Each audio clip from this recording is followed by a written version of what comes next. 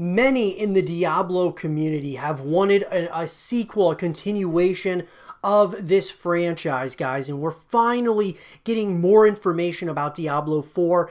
I am incredibly excited. I mean, obviously, from everything that we've seen so far, from the title, from trailers to gameplay to just all the cinematics, Blizzard is still one of the best in the business when it comes to the cinematics from a graphical perspective and just really immersing you into these living, breathing places. And I'm really excited, like I said, about Diablo 4. I want to talk everything that we know about this title right here, right now. We can break it down, and I'd love to hear your guys' thoughts in the comment section down below. So let's get into it. So, guys, in an article written by Tom Senior of PC Gamer, the latest on Diablo 4 and Hell's Darker New Direction. Here's everything that we know about Diablo 4. After years of will they, won't they, Blizzard finally revealed Diablo 4 at BlizzCon 2019. At BlizzCon 2021, Blizzard also announced the Rogue class and revealed some new details on the PvP zones called Fields of Hatred.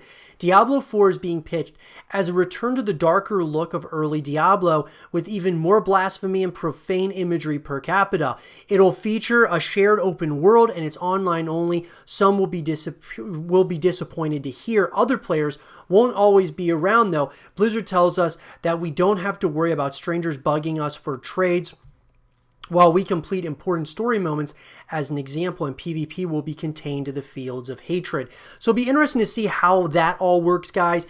When you hear online only, that definitely disappoints me because I like to be able to play at my own pace at times. I like to be able to, if I want to play the single player story by myself, I'll do that. If I want to play co-op with my friends, I love doing that. And then playing online is obviously really important as well. I think out of all the aspects of a full package, that being campaign, multiplayer, and co-op, I think multiplayer is most important because that brings you back over and over again. But I still think that campaign and co-op is really important when you think of, you know, just these games as a whole, these AAA titles. We talk about it on the channel here all the time.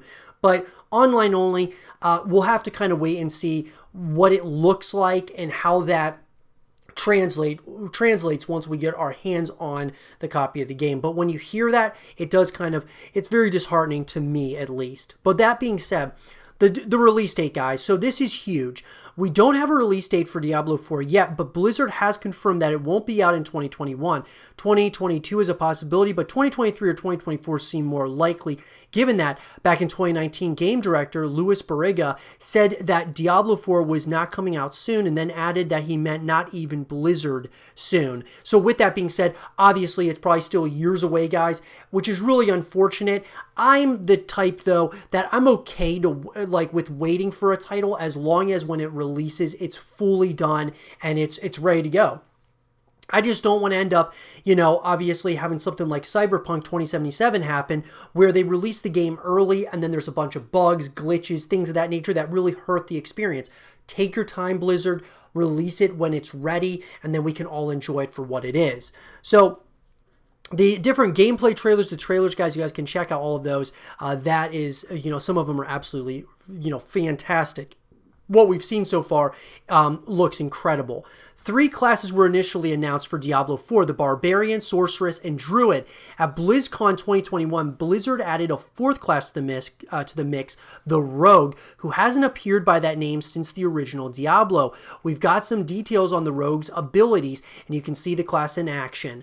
And with that, I gotta say, the Druid, I'm sorry, not the Druid, the Rogue, to me, actually looks like one of the best classes. I'm actually really excited to use the Rogue, to say the least. I think Rogue looks really cool.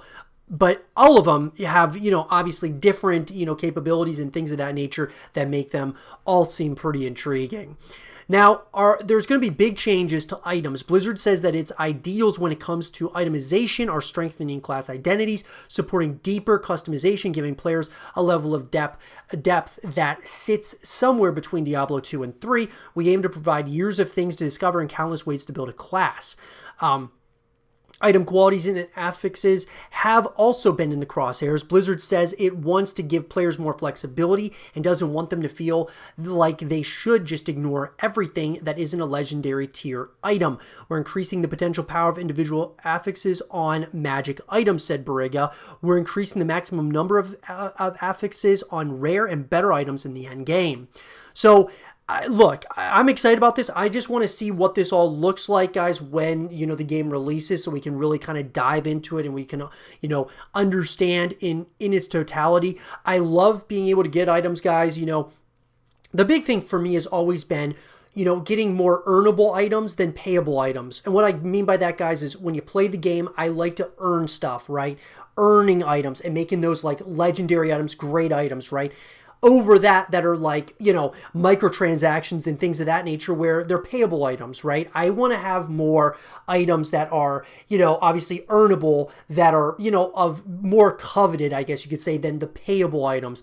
And we see a lot of games these days not doing that. That's what I want to see here. I would love to see no microtransactions at all in Diablo 4, but it seems like a reality when you have Activision Blizzard. They do that, and it's hard to say. Now, maybe if Diablo 4 is free to play, well, then that makes, obviously that changes everything. Microtransactions are fine, in my opinion, if, it's free to play. It justifies, obviously, all of those things if it's going to be free to play.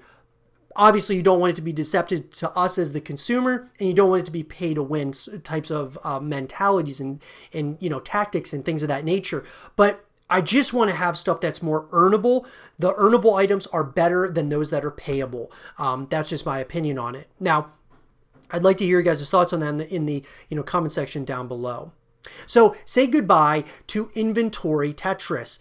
No more shuffling various shapes around your limited inventory space trying to bring back just one more bit of loot. Blizzard says it wants to avoid interrupting gameplay with pockets of inventory management.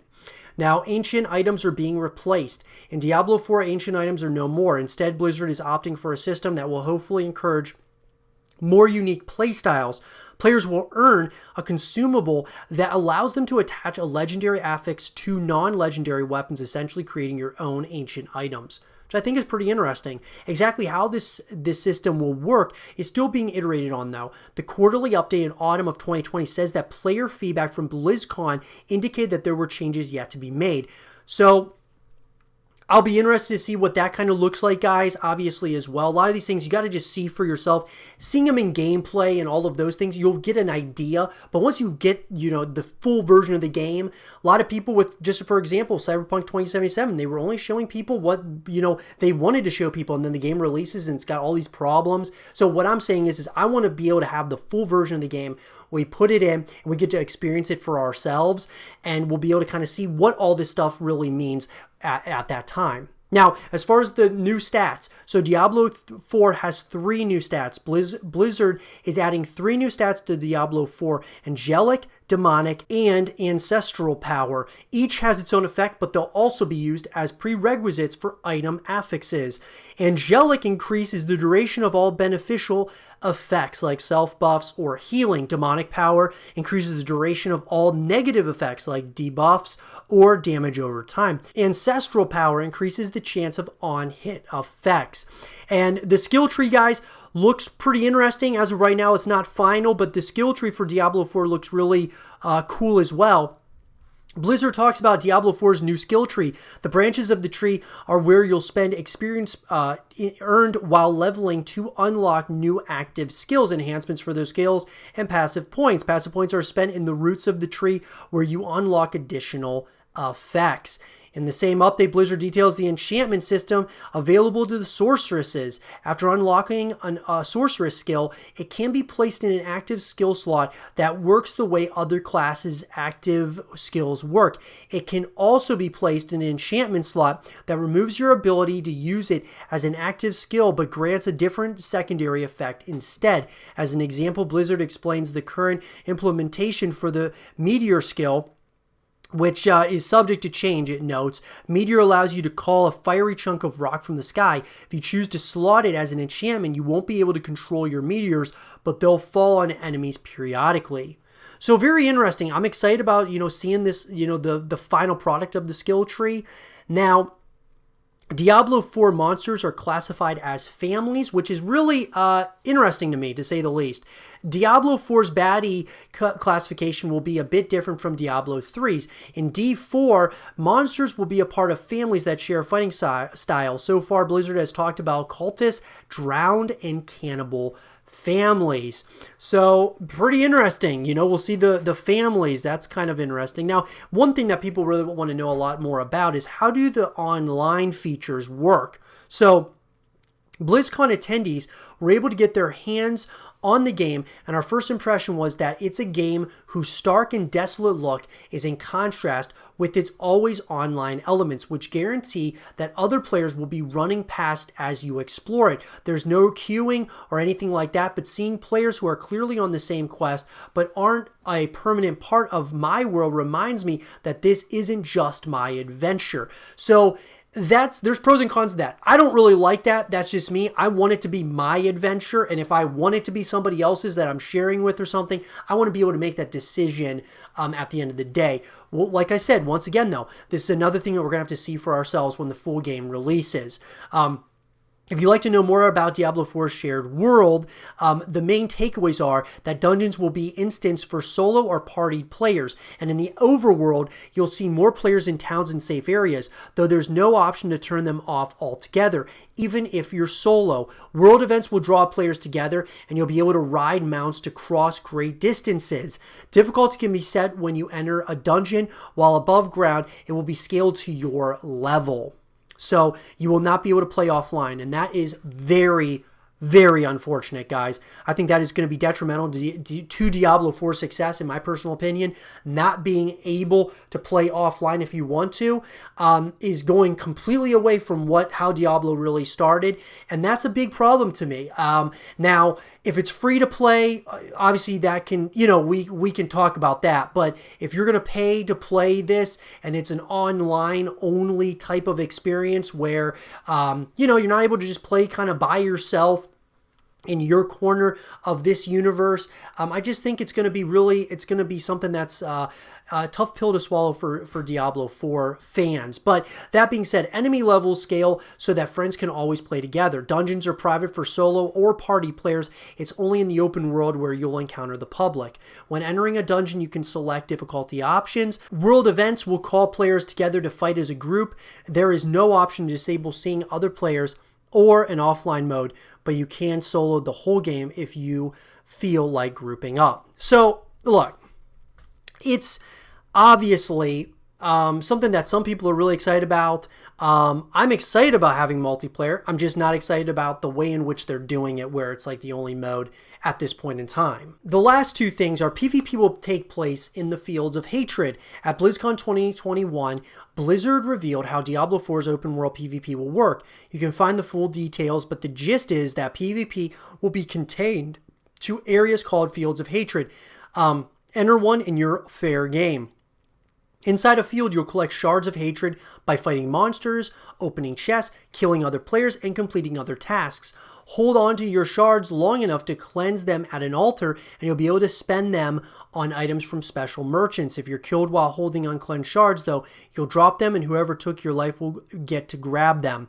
Now, Diablo 4 will support controllers for PC, which is interesting.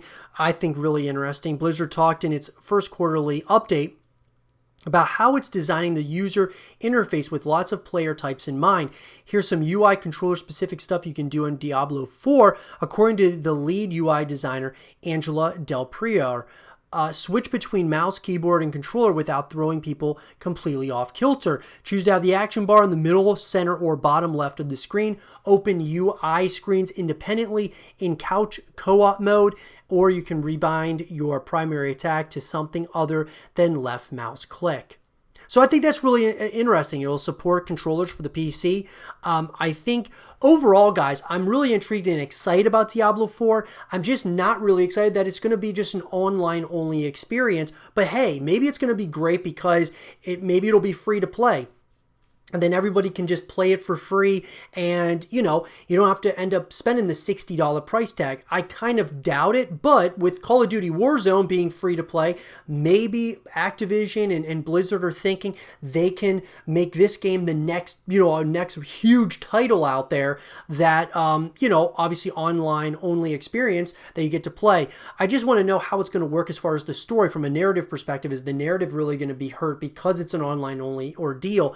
It's tough to say, but we'll have to kind of wait until we get our hands-on impressions and be able to play it for ourselves. But let me know, guys, are you excited about Diablo 4? Are you a little bit concerned, like I am, about certain aspects of it? Even though it looks great, looks fantastic, are you still concerned about it? Let me know in the comment section down below. And for more Diablo 4 content and videos, stay here with Zero TV.